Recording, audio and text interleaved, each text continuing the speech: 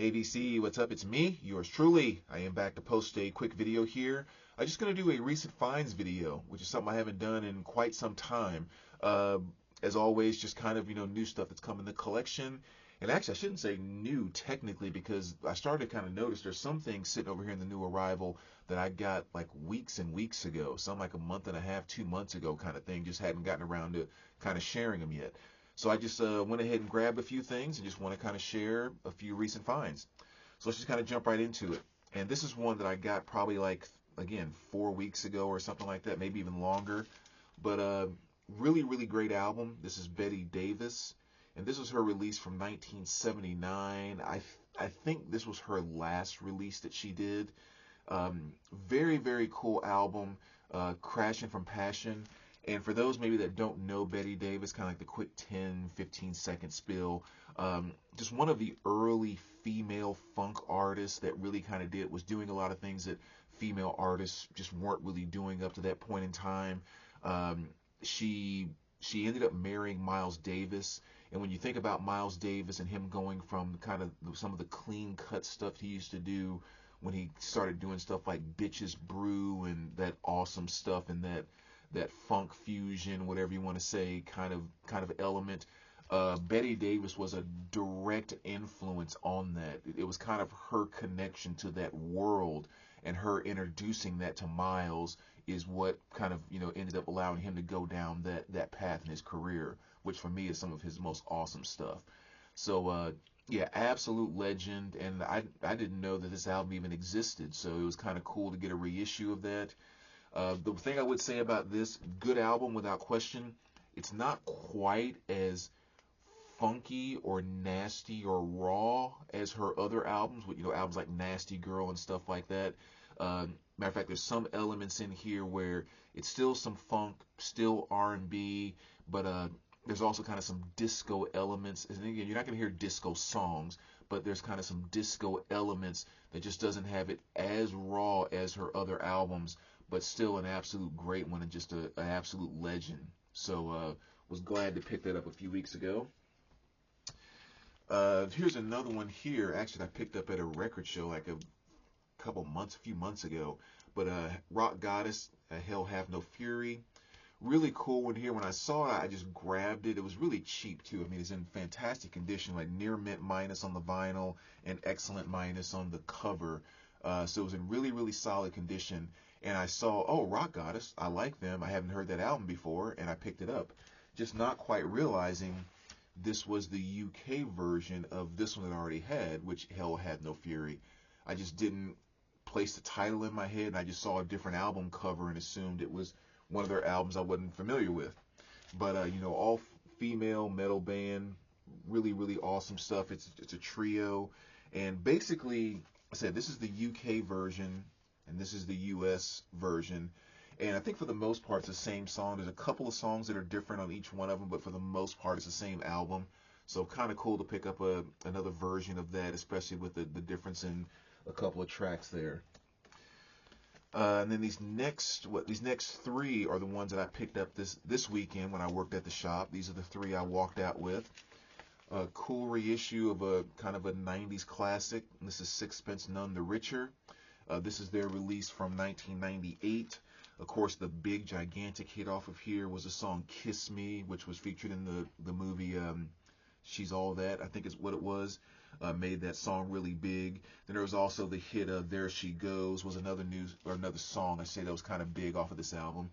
So again, just some of that kind of 90s, kind of soft indie female pop kind of stuff, but a fun album. And I mean, I like both of those songs and a number of other things on here as well. A nice 2 LP set, really beautiful packaging, and was definitely happy that finally got released and I was able to grab a copy for my collection. And then the other two that I picked up this weekend, this was a great one here. Anthony Williams, this is a Tone Poet release. Just some more of that awesome jazz that Blue Note has been releasing on Tone Poet.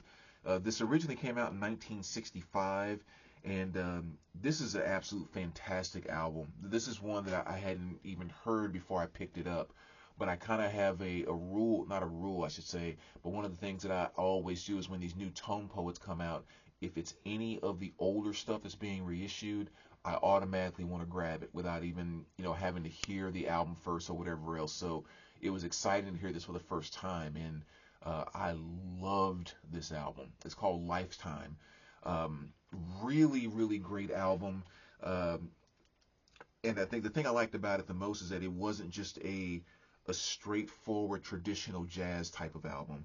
This is the kind of album that I think with people that maybe don't ever listen to jazz or don't really like jazz that much, this is one of those albums that makes them go like, it's not even music. Like they're just kind of making some noises or just they're playing their own thing or that type of thing.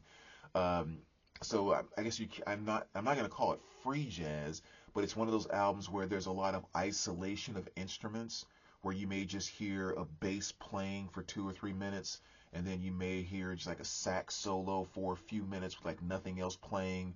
And I can't remember exactly what it was. I've only heard it one time all the way through. I think it was on the song Green on side one. There was a drum solo in there that was just towards the end of that side, which was just absolutely awesome.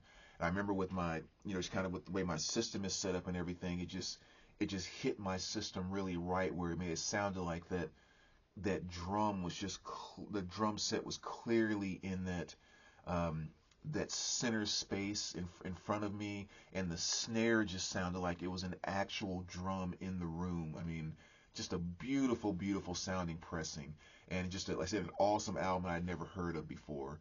But if you're into that kind of thing, definitely check this out because I fell in love with this album like that. And like I said, it's great because I'd never heard that album before in my life. And then the third thing I picked up this past weekend was this here, which is the Horace Silver Quintet. This is Silver's Serenade. This was his release from 1963, and a little bit more of a traditional jazz album here, especially the first side, kind of more low-key, traditional. Second side, a little more upbeat, but definitely more of a straightforward traditional jazz, but still just another fantastic album by one of the absolute legends there. Another great, great Blue Note pressing. And the last two that I'll show, I think these are two I picked up quite some time ago. L7, Scatter the Rats. L7's been around for quite some time, but it's really a band I just started to get into like over the past year or two. Had just never really paid much attention to them and discovered these ladies for myself and just killer, killer stuff. This is not going to jump to the front with being like one of my absolute favorite album by them, but still it's just them doing, very, very solid stuff. I think this is from 2019. So another great addition to the L7 collection there. And last but not least, another great Cure reissue. I got this a few weeks ago. This is Cure Paris, with, live recording from 1992, 2 LP set, and again, just all kind of stuff on here like Close to Me, Hot Hot Hot, Love Song, just The Cure doing great stuff live. So I've had this on CD for quite some time, so it was really cool to actually have it on vinyl. So another great addition there. But there you go, BC, just a couple of really quick, shares, if you will, of stuff that's come in the collection over the past few weeks. As always, let me know what you guys think, and we will talk to you soon. All right, take care, guys.